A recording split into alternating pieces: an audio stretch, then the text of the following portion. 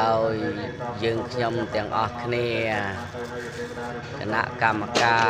វត្តអាចារ្យវត្តព្រមទាំងព្រះសង្ឃគង់នៅចាំព្រះវស្សាមានគំនិតចង់ផ្ដួចផ្ដើមកសាង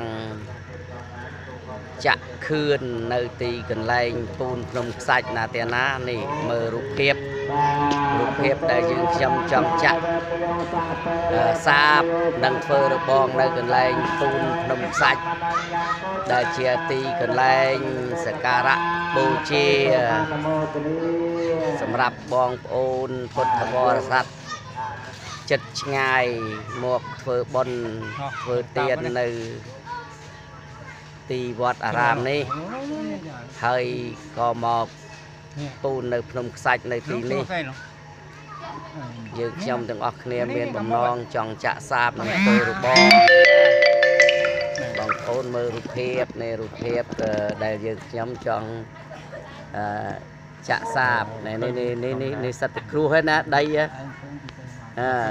គ្រោះដីខ្សាច់ហ្នឹងចាក់លើដីផ្ទាល់បណ្ដោយហើយនេះកន្លែងព្រះ5ព្រះអង្គនៅក្រោមដើមរាំងប្រសូតទៅនេះកន្លែង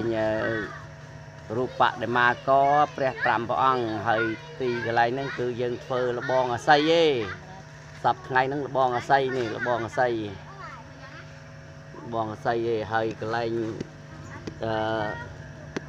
ពូនភ្នំខ្សាច់ហ្នឹងគឺអត់ទាន់បានចាក់សាបធ្វើលបងឲ្យត្រឹមត្រូវទេគឺដីគ្រោះសតនេះបងប្អូនពុទ្ធបរិស័ទញាតិមិត្តចិត្តឆ្ងាយមើលឃើញរូបភាពហើយចឹងទេបើសិនជាបងប្អូនពុទ្ធបរិស័ទចង់ចូលរួមជាបច្ច័យចូលរួមកសាងឬក៏ជាសម្ងអីជាសម្ងជាគ្រោះជាខ្សាច់អីអាចចូលរួមបានបើបងប្អូននៅឆ្ងាយមិនបានចូលរួមជាសម្ងជាខ្សាច់ក៏អាចចូលរួមជាបច្ច័យតាមរយៈ QR code ក៏បានដើម្បីយកបច្ច័យមកកសាងនៅទីកន្លែងសក្ការៈបូជាពូនភ្នំខ្សាច់នេះសូមបងប្អូនពុទ្ធបរិស័ទញាតិមិត្តចិត្តឆ្ងាយចូលរួមទាំងអស់គ្នាដើម្បីកសាងឲ្យទីកន្លែងនេះមានសុខភាពល្អសម្រាប់ឲ្យបងប្អូនពុទ្ធបរិស័ទមកពូនភ្នំខ្សាច់ដែលជាទីកន្លែងសក្ការៈបូជាឧទ្ទិសកុសលផលបុណ្យទាំងឡាយទាំងពួងជាពិសេសស្ដេចនៅកម្ពុជាវិរិយទាំងឡាយទាំងពួង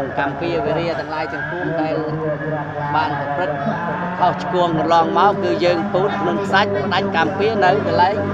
ទីសក្ការៈបូជាកន្លែងពូនភ្នំខ្សាច់ណាទេណា